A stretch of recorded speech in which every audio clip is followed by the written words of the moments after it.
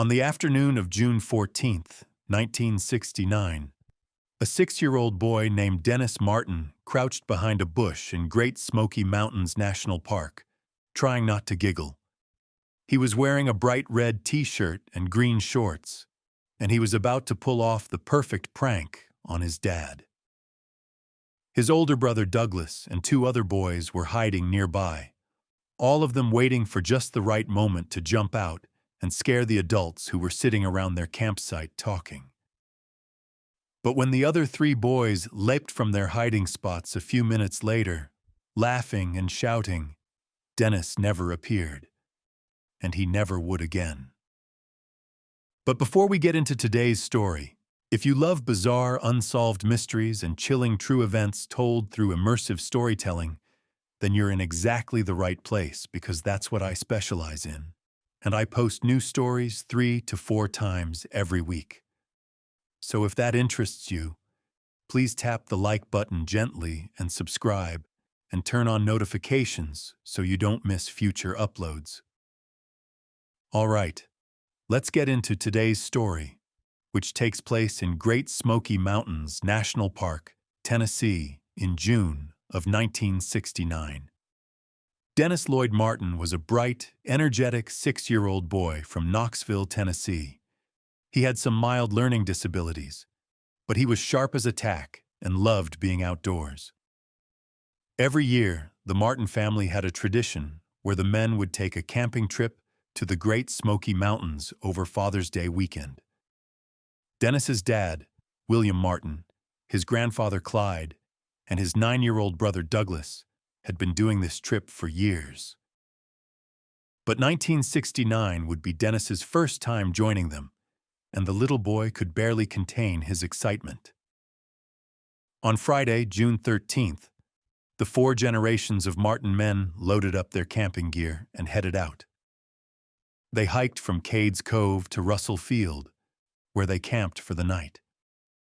The next morning, Saturday, June 14th, they continued their hike toward Spence Field, a beautiful highland meadow along the Appalachian Trail, known for its stunning views of Mountain Laurel. Dennis, despite being the youngest, kept up with the experienced hikers without any trouble. The weather was perfect, and spirits were high. When they reached Spence Field around lunchtime, they ran into another family the Martins knew, who were also camping in the area. The 2 families decided to camp together, and as the adults sat around catching up and enjoying the scenery, the 4 boys started getting restless. It was around 4:30 in the afternoon when Dennis, Douglas, and the 2 other boys came up with their plan. They huddled together, whispering and giggling, and the adults could hear them plotting something. The boys wanted to play a prank on their parents by sneaking off into the woods and then jumping out to scare them. William Martin watched as his sons and the other 2 boys crept away from the campsite. Douglas and 2 of the boys went south and west, while Dennis, in his bright red t-shirt that stood out against the green forest, headed northwest toward a small patch of woods near the Appalachian Trail. William smiled. He could see Dennis's red shirt moving through the trees. The boy wasn't far, maybe 150 feet away at most. Then, about 3 to 5 minutes later, the 3 other boys burst from the woods, yelling and laughing. But Dennis wasn't with them. William stood up, expecting to see his youngest son come running out any second. But the forest was quiet. No movement, no bright red shirt. William called out, "Dennis! Come on out, buddy!" Nothing. He called again, louder this time. Still nothing. A knot formed in William's stomach. He quickly walked to where he'd last seen Dennis and started calling his name. The other adults joined in, their voices growing more urgent. William followed the Appalachian Trail west for about a mile, shouting Dennis's name the entire way.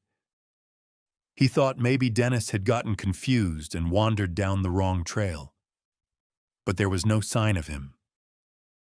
By 6:30 p.m., as the sun began to sink lower in the sky, the families knew something was seriously wrong. A park ranger was notified, and by nightfall, a small search party had assembled. But then the weather turned.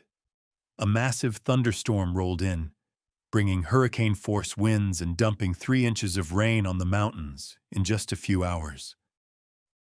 Any footprints, any scent trail, any clues that might have helped them find Dennis were washed away in the deluge. The searchers had no choice but to wait until morning. At 5 a.m. on June 15th, the search for Dennis Martin officially began. What started as 30 park rangers quickly exploded into something unprecedented. By the end of the day, there were 240 searchers combing the mountains. News of the missing 6-year-old spread quickly, and volunteers poured in from everywhere. College students, firefighters, local residents, Boy Scout troops. Within days, the search party had swelled to over 1,400 people. The FBI got involved. The National Guard sent helicopters. Even 60 Green Berets who happened to be training in the area joined the effort. It was, and remains to this day, the largest search operation in the history of Great Smoky Mountains National Park. Search dogs were brought in, though the heavy rain had eliminated most useful scent trails. Helicopters equipped with infrared technology flew overhead. Teams of searchers moved in grid patterns, covering 56 square miles of rugged mountain terrain. They found some possible clues, though nothing definitive. Near a stream several miles from Spence Field, searchers discovered a set of small footprints, one bare foot, and one wearing what appeared to be an Oxford-style shoe, exactly like the ones Dennis had been wearing. The tracks led to the water and then disappeared. But the area had already been thoroughly searched before this discovery, so investigators couldn't be certain the footprints belonged to Dennis. Then, something strange came to light. A man named Harold Key and his family had been visiting Cades Cove that same weekend, hoping to photograph a bear. On Saturday afternoon, around the time Dennis disappeared, they heard a terrifying, piercing scream that sounded like a child in distress. It came from somewhere in the forest near a place called Sea Branch, about 7 to 9 miles from Spence Field. Curious and concerned, Key went to investigate the area where the scream came from. He didn't find a child. Instead, he encountered something unsettling. An unkempt, disheveled man lurking in the woods. When the stranger noticed Key, he darted away through the trees, moving quickly. On the ground where the man had been standing was a piece of paper with a hand-drawn map on it. Before Key could grab it or get a better look at the stranger, the man had vanished. Key later saw what he believed was the same man driving away in a white Chevrolet. The man was never identified, and investigators couldn't determine if this incident had any connection to Dennis's disappearance. But the timing and location were suspicious enough that it couldn't be completely dismissed. The search continued day after day, week after week. The Red Cross set up food stations. The media covered the story extensively. The Martin family offered a $5,000 reward for any information. But despite the massive effort, despite the 13,420 man-hours invested, despite the approximately $70,000 spent on the operation, not a single solid clue to Dennis's whereabouts emerged. By June 26th, the search was scaled back significantly. On June 29th, major search operations were suspended. Park rangers held a meeting with FBI officials. The conclusion was grim. There was no evidence of foul play, but there was also no evidence of anything else. Dennis Martin had simply vanished. The park kept 3 of their best rangers searching for several more weeks, but on September 14th, 1969, exactly 3 months after Dennis disappeared, the search was officially closed.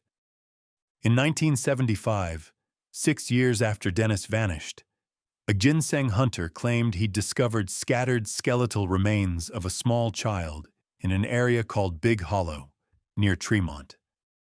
The man said he'd actually found the remains years earlier, but kept quiet because he'd been harvesting ginseng illegally and feared prosecution. When authorities followed up on this lead in 1985, they conducted an extensive search of the area. They found nothing. No bones, no clothing, no evidence that a child had ever been there. In 1978, nearly a decade after Dennis's disappearance, the case took an even stranger turn. An FBI informant came forward with a shocking story. He claimed that a former cellmate of his had confessed to kidnapping a young boy named Dennis Martin from the Great Smoky Mountains and selling him to another man. FBI agents, who were unfamiliar with the case at the time, began investigating. They found a suspect whose name matched the description given by the informant. They obtained a photograph of this person and showed it to the informant, who confirmed it was the same man who'd confessed to the kidnapping. But that's where the trail went cold. The suspect was never arrested, never questioned, and the lead apparently went nowhere. For decades, the FBI kept their files on Dennis Martin classified, denying Freedom of Information Act requests from investigators and journalists. It wasn't until 2022 that they finally released 133 pages of documentation. What the files revealed was heartbreaking. Dennis's father, William Martin, had repeatedly begged the FBI to investigate his son's disappearance as a kidnapping. But without clear evidence that a crime had been committed, FBI agents said they had no jurisdiction. They acted more as observers than investigators. The files also showed that agents believed William Martin's mental health had deteriorated significantly after losing his son, making him vulnerable to psychics and wild theories about feral people living in the mountains, all of which the FBI refused to pursue. As for what actually happened to 6-year-old Dennis Martin, nobody knows.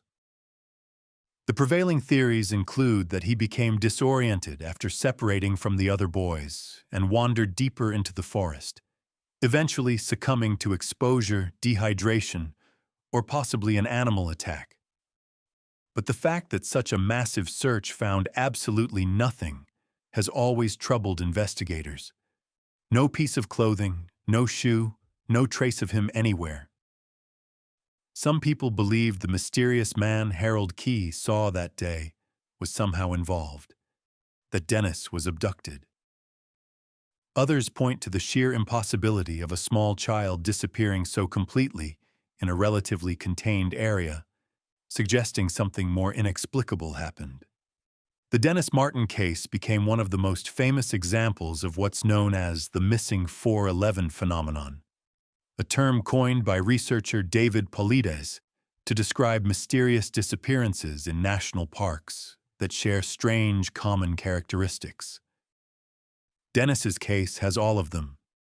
He vanished in broad daylight with multiple adults nearby.